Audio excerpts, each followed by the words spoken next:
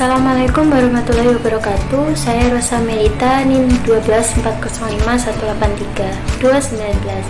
Di sini saya akan menjelaskan tentang strategi pengembangan industri kreatif. Jadi, strategi itu merupakan suatu cara yang berkaitan dengan kegiatan manufaktur dan pemasaran. Semuanya itu bertujuan untuk mengembangkan perspektif korporat melalui agregasi. Jadi konsep strategi itu ada dua, yaitu yang pertama itu ada distinctive competence, merupakan tindakan yang dilakukan oleh perusahaan agar dapat melakukan kegiatan lebih baik dibandingkan dengan pesaingnya. Jadi distinctive competence ini itu adalah sebuah tindakan yang dilakukan oleh suatu perusahaan itu agar perusahaan tersebut memiliki kegiatan yang lebih baik dibandingkan para pesaing-pesaingnya. Yang kedua itu adalah competitive advantage, yang merupakan pilihan strategi yang dilakukan perusahaan untuk merebut peluang pasar. Jadi strategi ini itu dilakukan oleh suatu perusahaan untuk merebut peluang yang ada di pasaran atau peluang pasar untuk kemajuan perusahaan tersebut. Sedangkan industri kreatif adalah industri yang mendasarkan pada inovasi, ide-ide baru dari sumber daya manusia kreatif.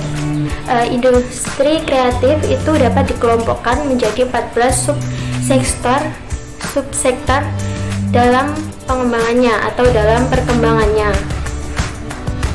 Dan dalam perkembangannya itu ditambah satu subsektor, yaitu perikanan, arsitektur, pasar barang seni, yang keempat itu ada kerajinan, yang kelima itu ada desain, yang keenam itu adalah fashion, yang ketujuh itu ada video, film, videografi, yang kedelapan itu ada permainan interaktif, musik, seni pertunjukan, terus penerbitan dan percetakan, layanan komputer, TV, radio, riset dan pengembangan, serta yang terakhir itu yang ada dalam perkembangannya itu ditambah satu sektor, yaitu adalah sektor kuliner.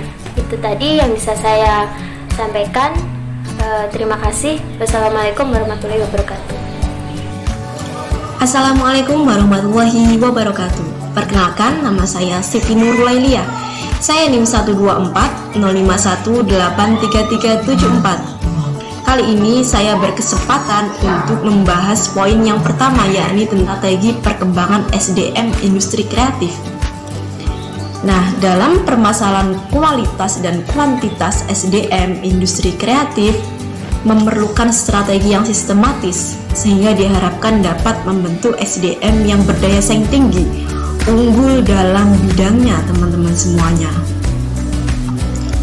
Ada beberapa langkah yang diunggulkan atau yang saat ini sedang diusahakan oleh pemerintah, yakni yang pertama adalah pengembangan lembaga pendidikan dan pelatihan, pengembangan program studi baru yang sesuai dengan kebutuhan dan perkembangan industri kreatif, memberikan fasilitas kemudahan bagi lembaga pendidikan manapun dan pelatihan industri kreatif yang saling bekerja sama dengan sesama lembaga pelatihan industri kreatif di dalam maupun di luar negeri, meningkatkan kualitas tenaga pengajar dan pelatih, mengembangkan dan meningkatkan muatan kurikulum pendidikan dan pelatihan industri kreatif, meningkatkan standar mutu akreditasi dalam lembaga pendidikan dan pelatihan industri kreatif,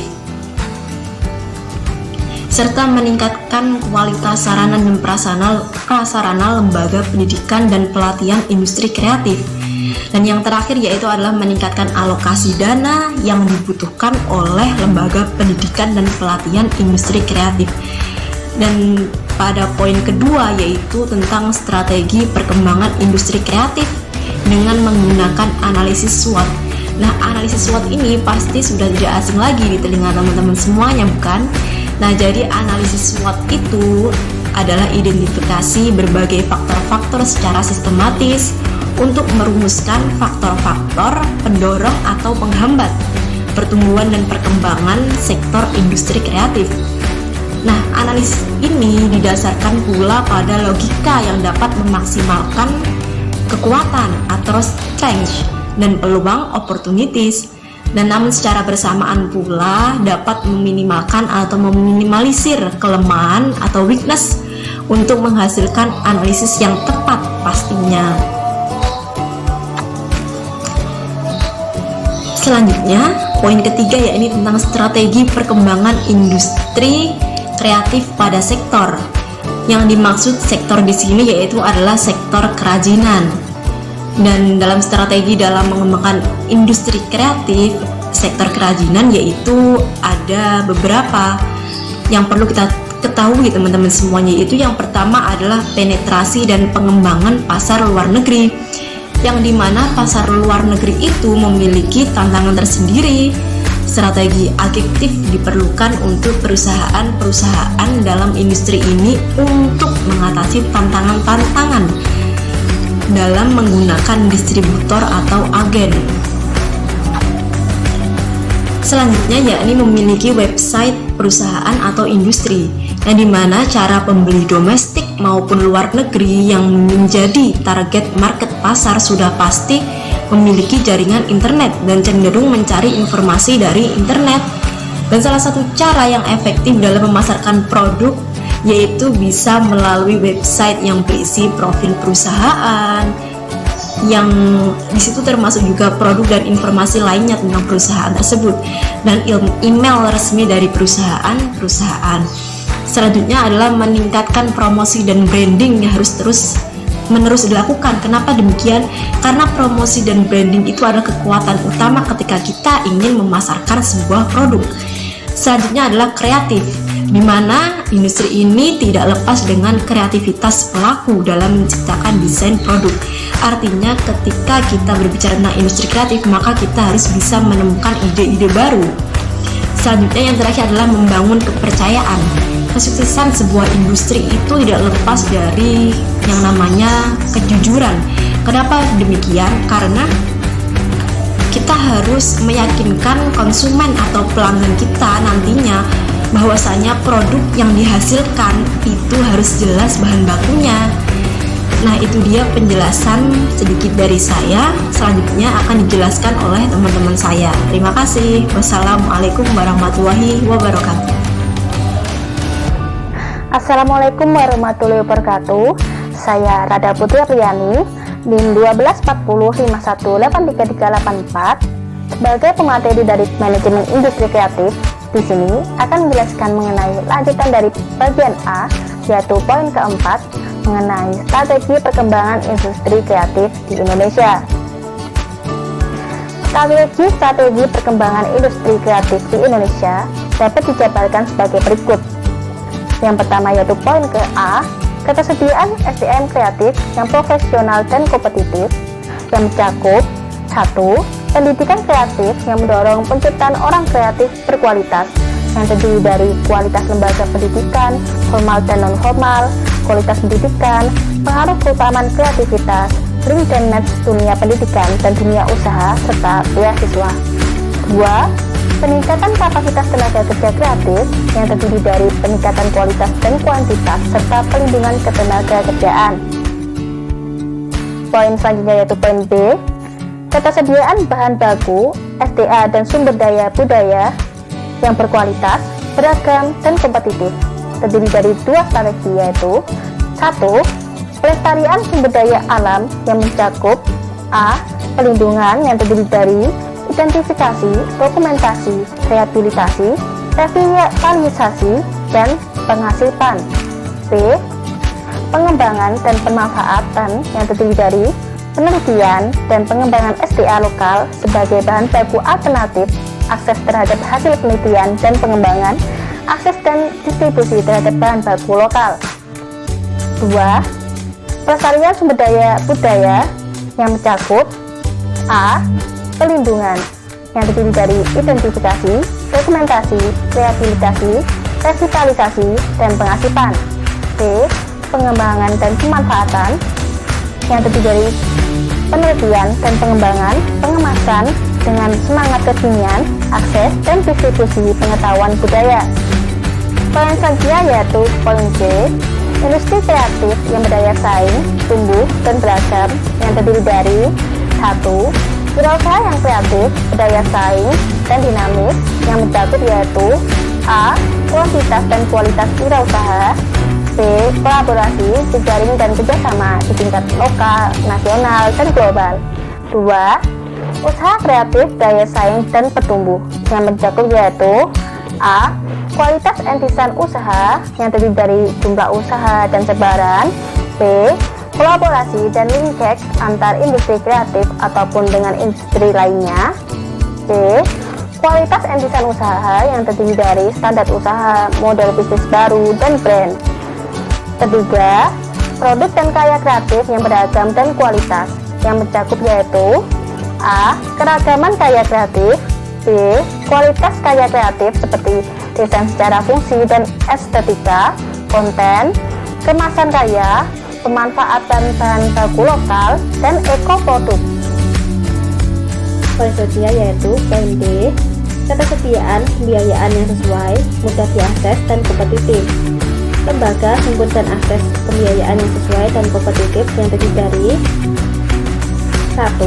Kualitas dan kuantitas lembaga dan sumber pembiayaan yang terdiri dari jumlah, kesesuaian, sebaran, dan layanan. 2. Alternatif pembiayaan yang terdiri dari kesesuaian model, akses, dan kompetitif. 3. Matchmaking sumber pembiayaan dan akses terhadap informasi pembiayaan. Poin selanjutnya yaitu poin E, perluasan pasar bagi karya atau usaha atau orang kreatif. Di dalamnya terdapat strategi 1. Penetrasi dan diversifikasi pasar dalam dan luar negeri yang terdiri dari A. Ketersediaan, akses, dan distribusi informasi pasar dalam dan luar negeri, B. Pelayanan ekspor, impor, karya kreatif, C. Memperluas jangkauan distribusi karya, usaha, dan jaringan pasar bagi orang kreatif di dalam dan luar negeri. Poin selanjutnya yaitu F. Ketersediaan infrastruktur dan teknologi yang sesuai yang terdiri dari 1. Perluasan jangkauan dan kualitas infrastruktur yaitu terbagi menjadi A. Infrastruktur jaringan internet dan infrastruktur logistik dan energi, B. Infrastruktur fisik, C. Infrastruktur pembayaran non-tunai. 2. Ketersediaan teknologi yang dibutuhkan dalam rantai nilai kreatif yang terbagi menjadi A. Akses dan distribusi piranti lunak dan teknologi produksi karya kreatif yang tepat guna secara mudah dan kompetitif, B. Pengembangan piranti lunak dan teknologi lokal yang tepat guna dan kompetitif untuk menghasilkan karya kreatif yang berkualitas. Poin selanjutnya yaitu poin G, kelembagaan dan iklim usaha yang mendukung pengembangan ekonomi kreatif yang terdiri dari 1. Regulasi yang mendukung penciptaan iklim usaha yang kondusif untuk berkembangnya industri kreatif yang mencakup A. Regulasi pendidikan dan apresiasi terhadap kreativitas, B. Regulasi pengembangan sumber daya bagi industri kreatif, C. Regulasi terkait penciptaan nilai kreatif, D. Regulasi pembiayaan bagi industri kreatif, E. Regulasi perluasan pasar karya kreatif, F. Regulasi pengembangan dan penyediaan teknologi dan infrastruktur pendukung industri kreatif, dan yang terakhir yaitu G. Regulasi terkait HKI. 2. Partisipasi aktif pemangku kepentingan yang mencakup A. Sinergi, koordinasi, dan kolaborasi antar aktor, B. Kuantitas dan kualitas organisasi dan wadah yang terdiri dari ketersediaan, kesesuaian, sebaran, SDM pengelolaan lembaga, dan kualitas tata kelola organisasi lembaga. Sekian materi yang dapat saya jelaskan. Bila ada kurang lebihnya, mohon dimaafkan. Terima kasih. Assalamualaikum warahmatullahi wabarakatuh. Di sini saya Maya Rahmaniat yang 1240518388 dari kelompok 7 akan menjelaskan makalah 2 tentang poin terakhir, yaitu mengenai pentingnya manajemen strategi dalam industri kreatif. Jadi beberapa alasan utama tentang pentingnya peranan strategi manajemen bagi perusahaan ataupun organisasi dalam industri kreatif ada 8. Yang pertama, memberi arah jangka panjang yang akan dituju. Yang kedua, membantu perusahaan atau organisasi beradaptasi pada perubahan-perubahan yang akan terjadi. Yang ketiga, membuat suatu perusahaan ataupun organisasi menjadi lebih aktif. Yang keempat, mengidentifikasi keunggulan komparatif suatu perusahaan ataupun organisasi dalam lingkungan yang semakin berisiko. Yang kelima, aktivitas yang tumpang tindih akan dikurangi. Yang keenam, keengganan untuk berubah dari karyawan lama dapat dikurangi. Yang ketujuh, keterlibatan karyawan dalam perubahan strategi akan lebih memotivasi mereka pada tahap pelaksanaannya. Dan yang terakhir, kegiatan pembuatan strategi akan mempertinggi kemampuan perusahaan ataupun organisasi untuk mencegah munculnya masalah-masalah di masa mendatang. Dan dengan manajemen strategi ini diharapkan strategi benar-benar dapat dikelola sehingga strategi dapat diimplementasikan untuk mewarnai serta mengintegrasikan semua keputusan dan tindakan dalam organisasi. Dan pilihan-pilihan strategi di sini ada 4. Yang pertama ada strategi SO atau Strength Opportunity, yaitu tentang kekuatan dan peluang. Yang kedua ada strategi ST atau Strength Trait, yaitu mengenai kekuatan serta ancaman. Dan strategi WO atau Weakness Opportunity tentang kelemahan dan peluang. Dan yang terakhir ada strategi WT atau Weakness Trait tentang kelemahan serta ancaman. Dan beberapa konsep yang relevan untuk menganalisa strategi dalam sebuah bisnis. Yang pertama ada fungsi manajemen. Jadi fungsi manajemen adalah mencapai tujuan organisasi dengan cara yang efektif dan efisien melalui planning, organizing, actuating, serta controlling. Dan yang kedua ada strategi bisnis. Strategi ini memungkinkan untuk organisasi memperoleh keunggulan kompetitif dari 3 landasan berbeda, yaitu cost leadership, differentiation, dan fokus. Dan yang ketiga ada analisis internal, dan analisis internal ini mengidentifikasi kekuatan dan kelemahan dari masing-masing fungsi bisnis yang ada di perusahaan, seperti fungsi pemasaran, fungsi keuangan, fungsi operasional, fungsi sumber daya manusia, dan fungsi sistem informasi manajemen. Dan yang keempat analisis eksternal. Dalam lingkungan analisis eksternal ini terdapat beberapa kekuatan yang dapat memiliki pengaruh terhadap perusahaan. Dan yang kelima yaitu analisis SWOT. Analisis SWOT sendiri adalah analisis yang digunakan untuk mengetahui faktor-faktor internal dan faktor eksternal yang digunakan untuk mengetahui kekuatan serta kelemahan internal dari organisasi serta peluang dan ancaman-ancaman yang ada. Dan yang terakhir yaitu perusahaan keluarga. Perusahaan keluarga di sini dicirikan terutama dengan kepemilikan dan keterlibatan yang signifikan dari keluarga dalam manajemennya. Itu saja yang bisa saya sampaikan. Terima kasih. Wassalamualaikum warahmatullahi wabarakatuh. Assalamualaikum warahmatullahi wabarakatuh. Di sini saya akan memaparkan kesimpulan dari makalah manajemen strategi dalam industri yang sudah dipaparkan oleh teman-teman. Itu bisa ditarik kesimpulan bahwa industri kreatif itu merupakan sebagian kecil dari ekonomi kreatif yang berperan juga sebagai penggerak nilai ekonomi kreatif. Dalam proses penciptaannya, industri kreatif itu berperan dalam transaksi ekonomi, sosial, dan juga budaya yang masing-masing memiliki potensi nilai ekonomi yang berbeda-beda. Maka dari itu perlu strategi-strategi dalam mengembangkan industri kreatif agar semakin ke depan itu semakin berkembang dan juga industri kreatif itu bisa tambah kreativitasnya. Adapun beberapa strategi pengembangan industri kreatif yaitu strategi perkembangan sumber daya manusia kreatif, strategi perkembangan industri kreatif dengan menggunakan analisis SWOT, strategi perkembangan industri kreatif pada sektor, dan strategi perkembangan industri kreatif di Indonesia. Yang kedua itu ada beberapa alasan utama tentang pentingnya peranan strategi manajemen bagi perusahaan organisasi dalam industri kreatif. Yang pertama itu adalah memberikan arah jangka panjang yang dituju. Yang kedua, membantu perusahaan atau organisasi beradaptasi pada perubahan-perubahan yang terjadi. Terus yang ketiga itu membuat suatu perusahaan atau organisasi itu menjadi lebih aktif. Yang keempat, mengidentifikasi keunggulan komparatif suatu perusahaan atau organisasi dalam lingkungan yang semakin berisiko.